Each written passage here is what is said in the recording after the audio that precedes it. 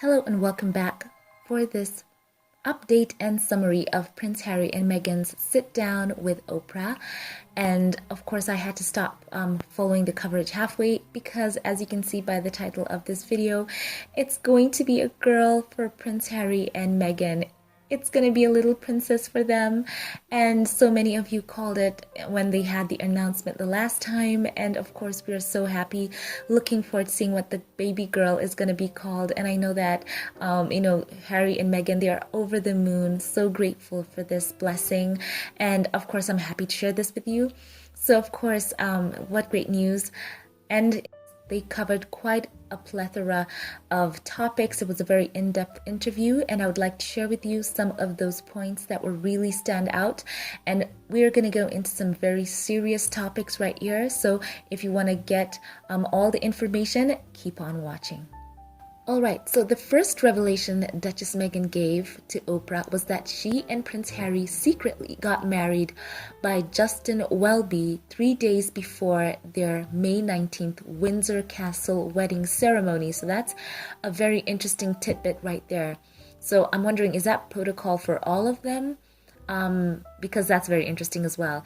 And then there was the anecdote where she talked about going to meet the Queen, and she thought that all the curtsying to her that was done in public was all for funfair, but Prince Harry told her she had to bow even in private. So they practiced outside quickly, and she said Fergie came along to help her. So she found that very interesting as well. So Oprah went into the more in-depth part of the interviews. They talked about some of the tabloid coverage of Meghan, and she was asked, did she make Duchess Kate cry? What happened? She asked her, and Meghan said, the reverse, she told Oprah. And that is quite interesting as well, guys.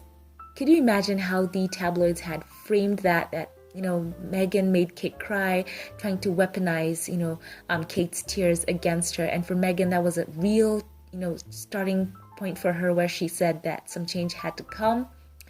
And Meghan said that everyone in the institution knew that it didn't happen. She's talking of the false stories about her making Kate cry. And, that was very interesting as well. So remember that, guys. So it was concerning, the flower girls' dresses, and whatever happened. And Meghan said that she corrected the narrative right there because she believes Kate would want her to do that. And she gave such a powerful quote to sum it up. And I'm going to paraphrase here. Meghan said that for those who love Kate, they don't have to hate Meghan. And for those who love Meghan, they don't have to hate Kate. So I found that very, very good. Meghan right there, always supporting women supporting each other. So she kept that there. And she also said to Oprah that Kate apologized for making her cry. And she said, I have forgiven her. Kate is a good person, in quotes. And she said, I can see now what layers were at play there. They really seemed to want a narrative of a hero and a villain. So yeah, as you can see, she set that record straight right there. So there was a second part of the interview that started with Oprah and Meghan feeding chickens that she and Harry had rescued from a battery farm. And there was that whole, Archie's in, so sweet. And Meghan talked to Oprah and said that she's always worked, she's valued independence, and she has advocated for so long for women to have their voice. And then she said she was silent. And Oprah said, were you silent or were you silenced? And Meghan answered her, the latter. Meghan also told Oprah that she believed she was being protected, in quotes. She said the palace lied to her and her husband to protect other members of the royal family. Meghan also went on to talk about the Queen. She loved working with her on the engagement. She said that the Queen made her feel welcome. She said that the Queen also gifted her some jewelry as well when they rode together on the train, and she spread a blanket over her knees. So she said that the Queen was wonderful to her.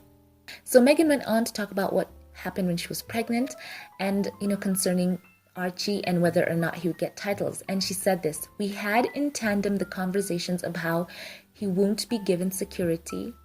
And then Meghan also added later on that there were also concerns and conversations about how dark his skin might be when he was born. And Oprah said, what?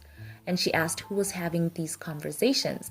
And she said that it was Prince Harry who in conversation with his own family had that, spoken to him, and he relayed that back to Meghan. So my goodness, that was such a sad moment. You could see she wanted to tear up.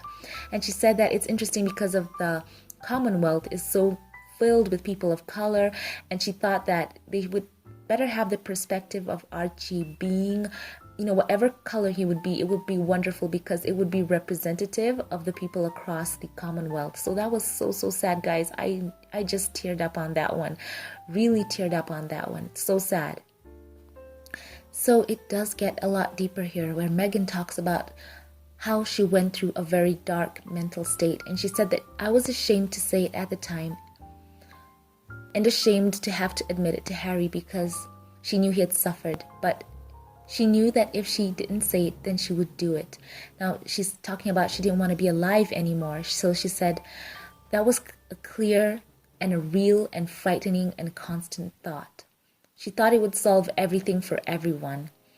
She went to human resources, but they said, there is nothing we can do to help you because you are not a paid member of the institution. Meghan says nothing was ever done. So they said they took her passport, they took, her personal identification, and that was just so sad.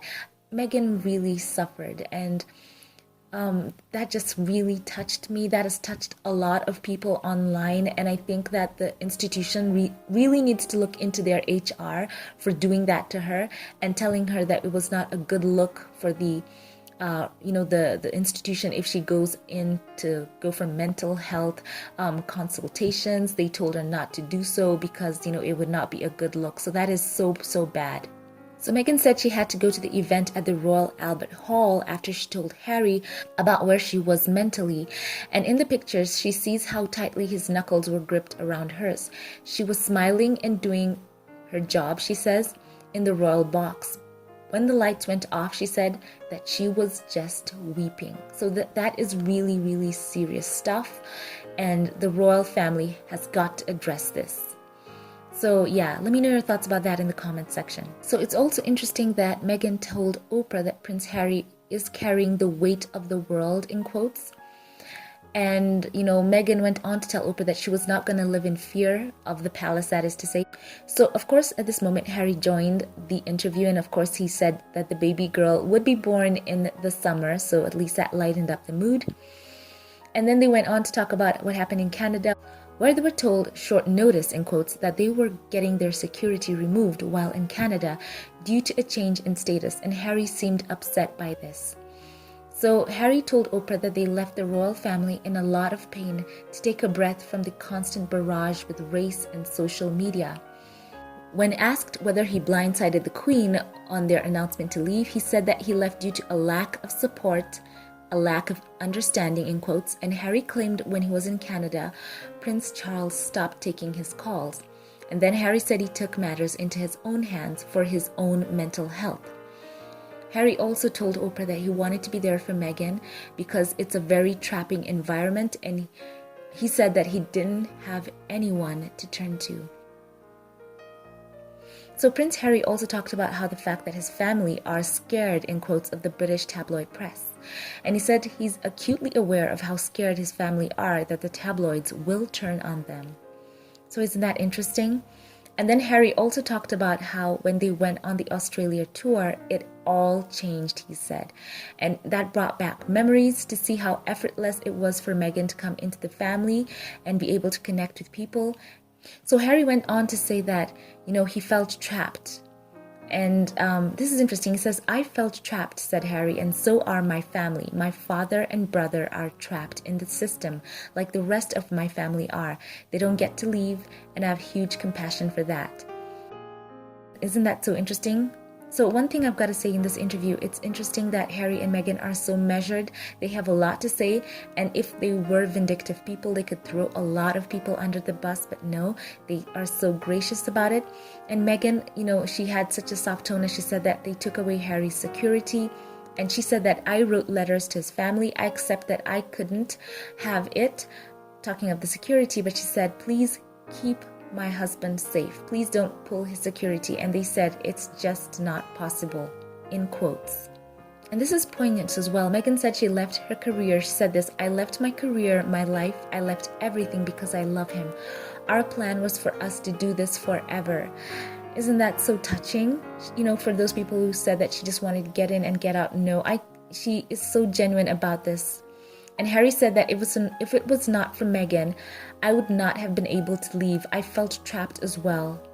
I was trapped, but I didn't know I was trapped. And Meghan had this beautiful thing she said. She likened herself to, the animated character Little Mermaid, and she talked about how she had lost her voice, but in the end, she gets it back. So that's a very powerful moment as well there for Meghan, to get her voice back. And she's always been passionate about speaking out about things that matter, and here she is, speaking truth and her own experiences right there, and sharing all the things that they went through. It is just so touching. So Prince Harry also talked about how the royal family cut him off financially at the start of 2020 after announcing plans to step back. And he said he was able to afford security for his family because of the money his mom, Princess Diana, left behind. So guys, there's a lot to go into this. I'll probably be updating on, a two-parter of this interview, because I want to share with you so much, and there's just so much to cover. It was a 2-hour interview, and I want to be able to get this out to you. So once again, leave your thoughts about all this that I've shared so far in the comments section, and I'm so looking forward to reading your comments. I do read them. And also, once again, let me know your thoughts about what you think they will name the new baby girl who will be joining their family. Let me know your suggestions or thoughts or theories about that. I would like to know that as well. So before I log off, thank you to my Patreon supporters. A special thank you to you, Verbena New Year. Thank you for choosing to support my channel. I appreciate you so much. And to all of my Patreon supporters, every one of you who've stood with my channel, just know that I love you so much. From the bottom of my heart, you are so special to me. And to those of you who like, comment, share these videos, I appreciate you so much as well. Thank you for watching. Once again, leave your thoughts below and keep a lookout. I'll probably be updating a part 2 to this. Thank you for watching, and I will catch you in the next one. Have a blessed one.